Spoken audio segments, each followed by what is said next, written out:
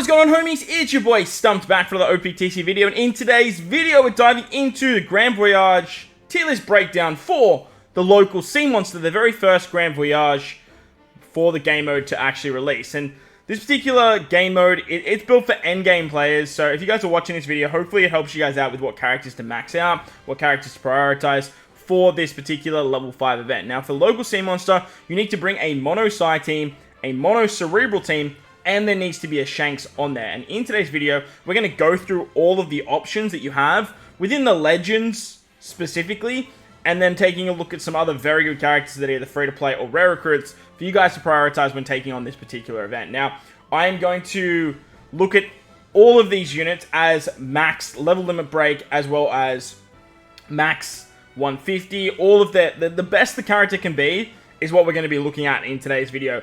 And I'm going to put some options whether or not you need them to be or not to be. However, there is a bunch of videos going around online with this type of stuff, and Local Sea Monster, once upon a time, was the hardest Grand Voyage. Now, it's kind of a meme with all of the extra buffs that we have. But with stuff like the Kizuna Jail and not having 6+ and being a newer player, it can be a little bit hard to get some of these characters on the list. So hopefully, some of the other options will help you guys out. I'll leave a link to in the description to my Grand Voyage playlist. If you guys want to go check that out, but there's heaps and heaps of content on there. And if today's video helps you guys out at all, make sure to bell the like button, hit the subscribe button, do all that good stuff. With that said, let's take a look at the characters for Local Sea Monster. Alright, so I've put together a bunch of tiers. Shout out to the tier list maker. I'll leave a link in the description if you guys want to go check this out as well. Basically, this top tier are the best units. If you guys have these characters maxed out, it's going to make it basically easy mode. Elite characters are going to be very good for the quest as well. Great options are like options you guys can bring, but like I probably wouldn't prioritize them. Can work, are going to be units that like have cleared it, but like they're not exactly your great options. And then these ones down here is don't bother. Now what I've done is, as mentioned, I have picked up every single Psy Cerebral Legend, as well as a couple of other units like these rare recruits and free-to-play characters that you guys see here, as these are characters that I've actually used to actually clear it and do some fun stuff as well. Now I'm not including supports and whatnot. I'll talk about it while we put the characters on the list, but like I said, hopefully it helps you guys out a little bit. But Sengoku, don't bother. Like, you can make it work, but like, just honestly, don't even bother. You probably have him 6+. Same with Robin. Like, this Robin, just don't bother. There's really no point to bringing her, like, at all. Other characters that I really wouldn't bother with would be something like Shihoshi Mancherry. Like, you definitely can do this. Like, you definitely can bring this Shihoshi Mancherry. But, like, when it comes to the Grand Voyage team, like, I really wouldn't bother, like, at all. However, what you can make work is you can make this Sengoku work. Again, I wouldn't really focus on him for the content, but he definitely can work. This Hawkins is a Cerebral Superclass. He definitely can work, but isn't really the best option for it nowadays. As for the rest of these units, like I said, we're going to start talking about them in terms of what they can do. I think Chopper can work as well. I don't know if he's a great option. I never really used him in Grand Voyage at 6+ level limit break 5, but I do think that he definitely can work. This free-to-play Law can work as well. If you combine him with this Robin, you can do some pretty interesting stuff if you guys are struggling without using Rayleigh. However, if you just have 6+ Rayleigh, even at like not level limit break 5 and 6+, like this is an option you guys can do if you just don't have this situation. As for great options, Shanks Buggy is a pretty great option. They can remove paralysis. They're a color affinity booster for 2 turns on the final stage. They have a final tap, which is interesting, and they can give resistance. The Viola rare recruit nowadays is probably just a great option. She was always really good because she removes ship binds and she removes attack down. But nowadays we just sort of have some better units that can easily replace her, but she was a staple on the very first team to actually get it done. The Makino, Luffy, and Uta unit is terrific. Very good option for removing Special Bind if you guys aren't using stuff like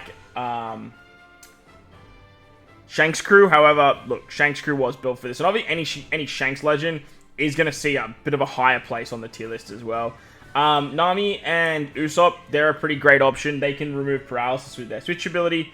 They can give color affinity. They were used as one of the original options for the team build.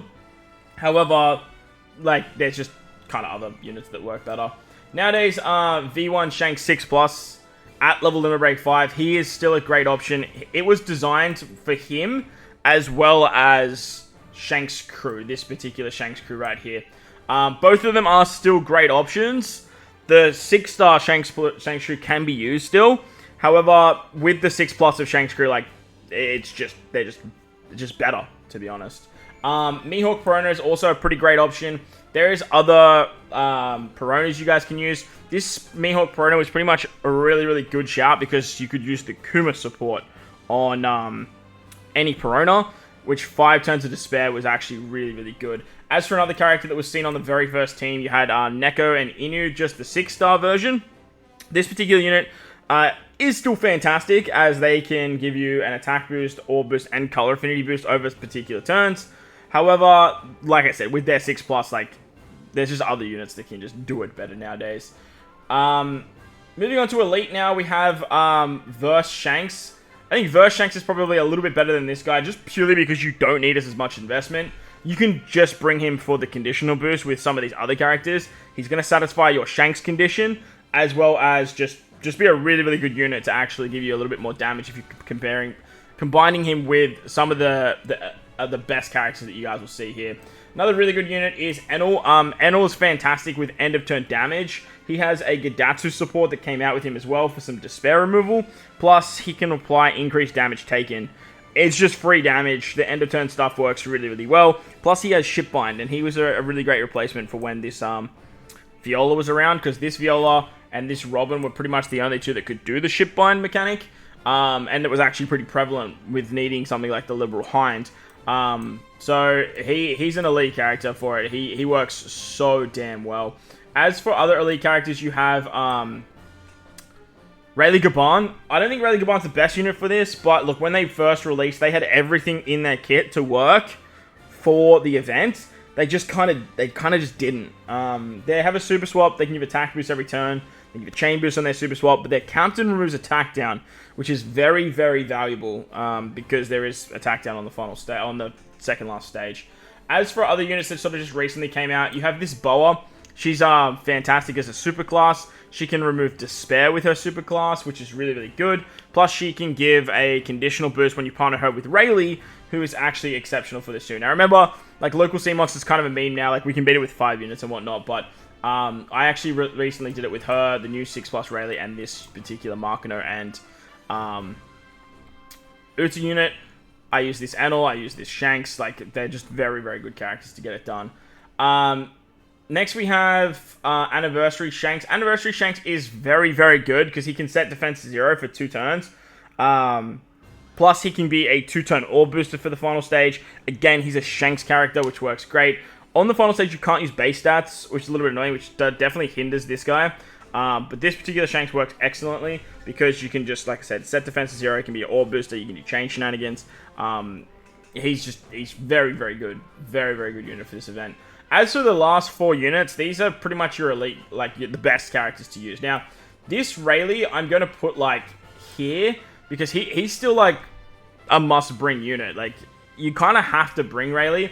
If you don't bring Rayleigh, you're restricted to doing this combination here. And having 2 units cover literally what Rayleigh does by himself is kind of nuts. Plus, Rayleigh has the ability to bring the Opera support. And a big reason I wanted to include this Rayleigh here and not just the 6+ Rayleigh is that this Rayleigh is a fighter that does damage. And that's really good because you can use that Opera support for some despair removal. However, the 6+ Rayleigh kind of just made him better in every regard. You can run this Rayleigh as a captain, and then you can actually get the attack down removal if you have him leveled in rank 5. He's just bigger numbers. He gives a tandem orb, so if you just run these 2 together, you can do some really, really good stuff. As for, like, the difference, though, I honestly think that this Rayleigh is probably better for the content, purely because he's a fighter. You can use an Opera support that is free to play for despair removal, and sure, you could probably find other despair removal supports, but having that free to play option just attached to this Rayleigh is actually ridiculously good. Now, I'm trying to cater this towards, like, more early game players, this particular tier list. So having, like, this option as a 6-star rather than a 6+, it's very, very good. Honestly, though, like, this Rayleigh probably deserves to be in the best. As for the next 2 units, we have Shanks Crew 6+, and Shanks Crew 6+ was, like, built for the content. There's a bunch of special bind on the final stage, like a lot of special bind, I might add. Like, it's like 9 turns, I think.